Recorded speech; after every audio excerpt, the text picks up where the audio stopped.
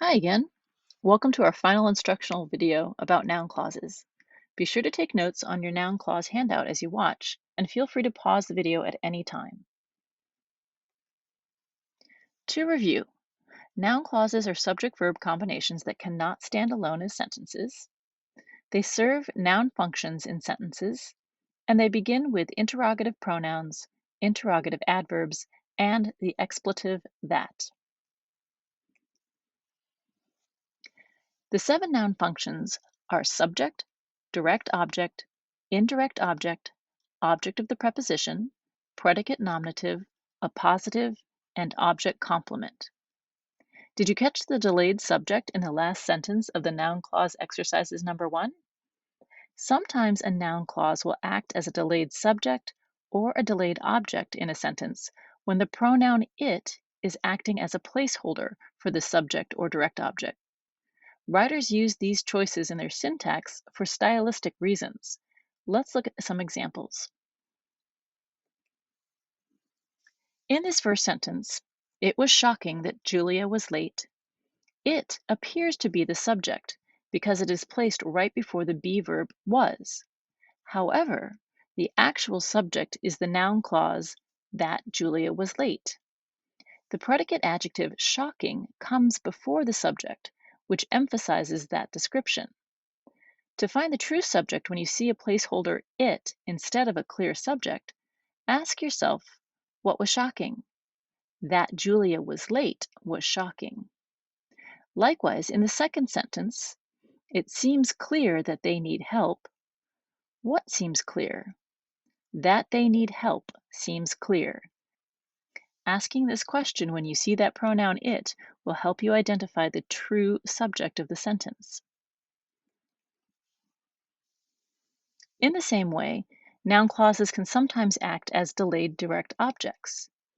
In the first sentence, Chitra thought it's sad that the puppy was lost. It looks like it is the direct object that follows the action verb thought, but it is acting as a placeholder for the true direct object, that the puppy was lost. In the second sentence, Tom considered it rude that Tim ignored Sika. It is not the true direct object.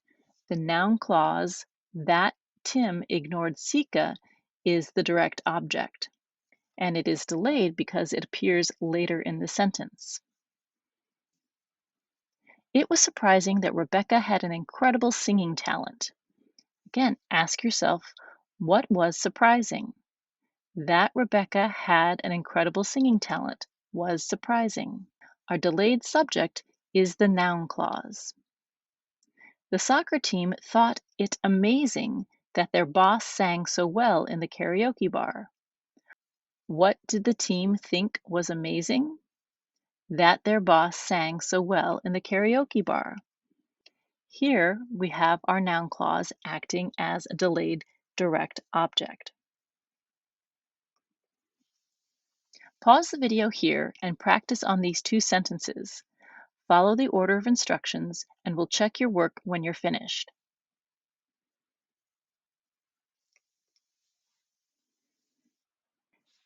Did you find both subject-verb combinations? Thought is our first action verb, and its subject is Jamie. Was benched is our next verb phrase. Was is the auxiliary, and benched is the action verb. He is the subject in our dependent clause. We see our placeholder pronoun it following our action verb thought, so it looks like it's a direct object, but the true direct object is our noun clause that he was benched during the match. What did Jamie think was unfair? That he was benched during the match.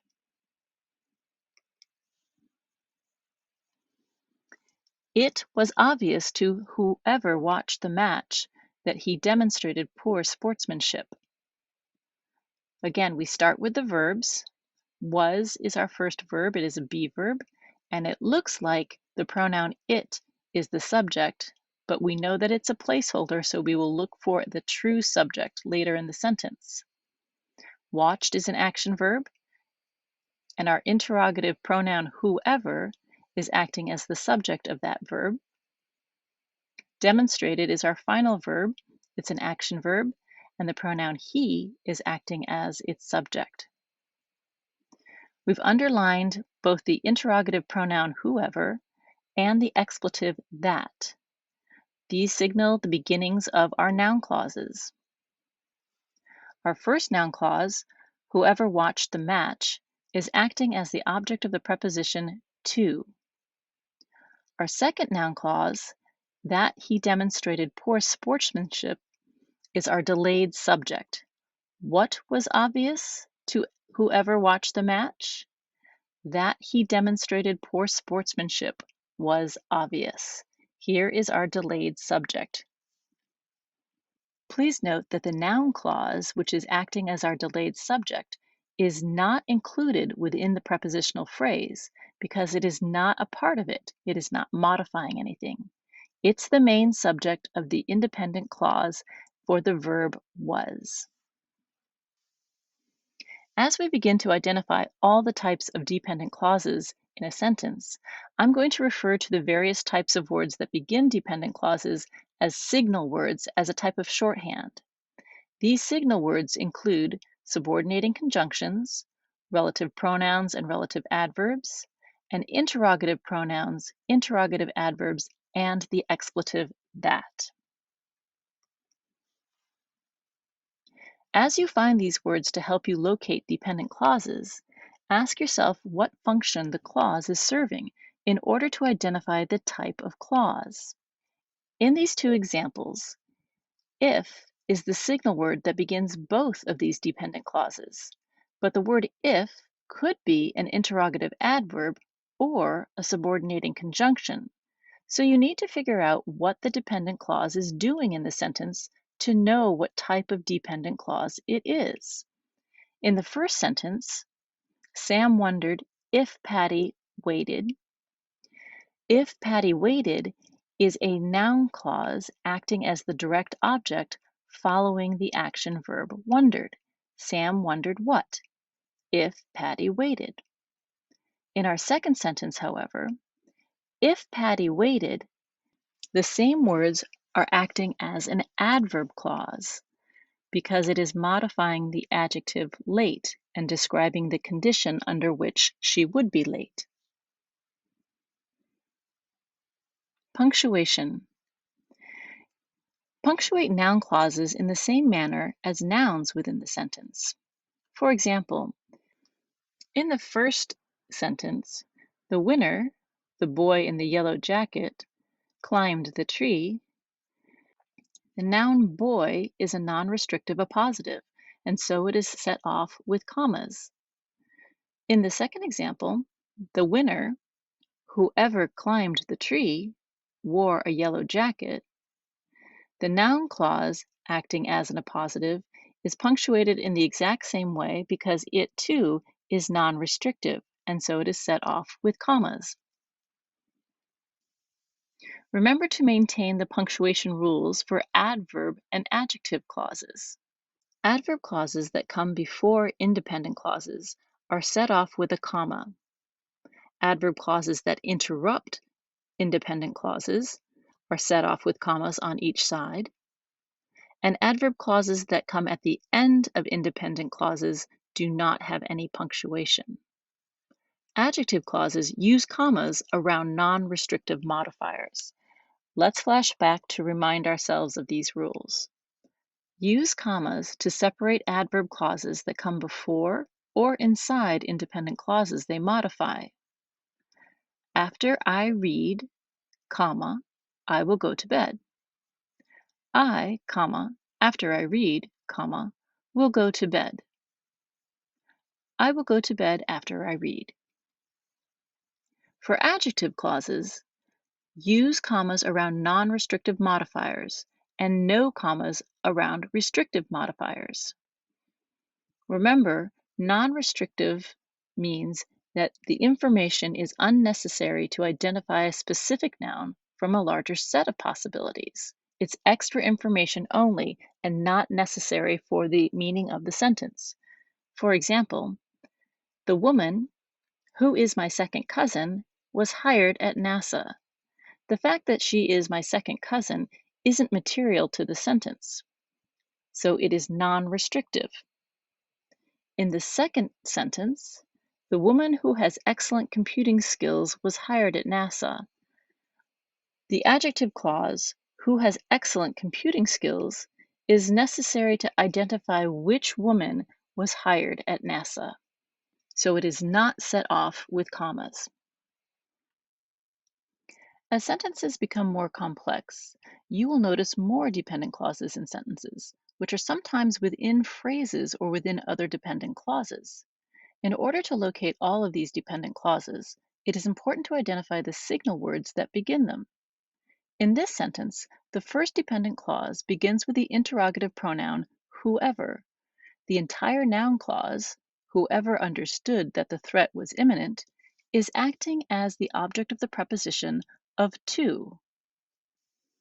There is a second signal word within the first noun clause. The expletive that begins the second noun clause, that the threat was imminent, which acts as the direct object of the action verb understood. As you know from labeling verbs by type, when you see an action verb, you need to look for a direct object.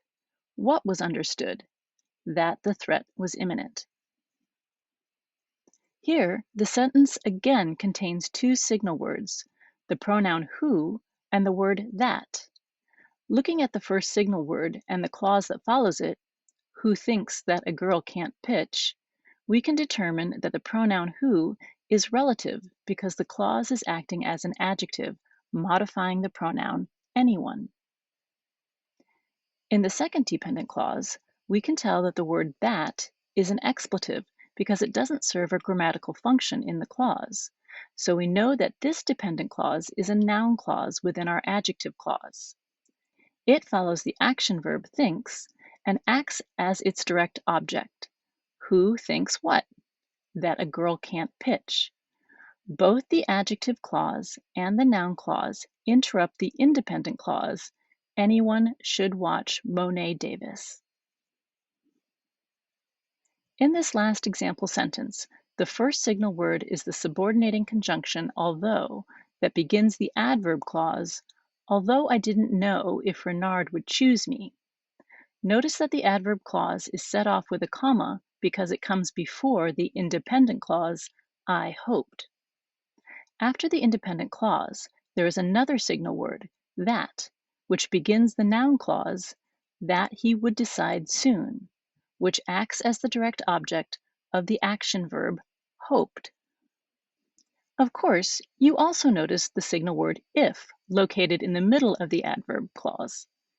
If can be a subordinating conjunction if it begins an adverb clause, or it can be an interrogative adverb if it begins a noun clause. So you need to identify the function of the clause. Because you've identified an action verb, you ask, who or what didn't I know? The answer is the direct object, the noun clause, if Renard would choose me. Pause the video now and complete these steps on your concept check sentence on your handout. We'll check your answers on the next 3 slides. There are 6 subject-verb combinations in this sentence, indicating 6 clauses, but only one of them can stand alone as a complete idea and therefore is independent. The young star is transferred to the club. There are 5 signal words that begin the 5 dependent clauses, although, that, who, and that. Each of these signal words is followed by or is part of a subject-verb combination. Although he finally learns, that it is, that he act, who values, and that recruited. The first dependent clause is the adverb clause that begins with although, so we place our first bracket before that signal word. Everything that follows that initial subordinating conjunction, up to the comma that sets the adverb clause apart from the independent clause, is part of the adverb clause. Although he finally learns that it is important that he act like a player who values his teammates. We will return to the 3 dependent clauses that are layered in the adverb clause in the next slide. But for now, notice that I've placed brackets before each of the signal words because they begin another dependent clause. The final dependent clause in the sentence is the adjective clause that originally recruited him, which modifies the noun club. Now let's return to the 3 remaining dependent clauses that are layered into the first adverb clause. The second dependent clause is a noun clause that begins with the expletive that and acts as the direct object of the action verb learns. What did he finally learn? That it is important that he act like a player who values his teammates. All of this information is part of the direct object noun clause, so the final bracket for it is placed after teammates. The third dependent clause is also a noun clause that begins with the expletive that. It acts as the delayed subject for the pronoun it. What is important? The entire subject of the be verb is that he act like a player who values his teammates. So this noun clause also ends after the word teammates. The fourth dependent clause begins with the relative pronoun who and acts as an adjective describing the noun player, who values his teammates. Note that the 2 adjective clauses are both modifying objects of prepositions, so they must be included as part of those prep phrases, indicated by the parentheses surrounding them. Now it's your turn to practice finding and labeling dependent clauses in Exercise 2 in your handout. Feel free to return to this video at any time if you need help as you work, and remember, you can always ask your teacher for further clarification.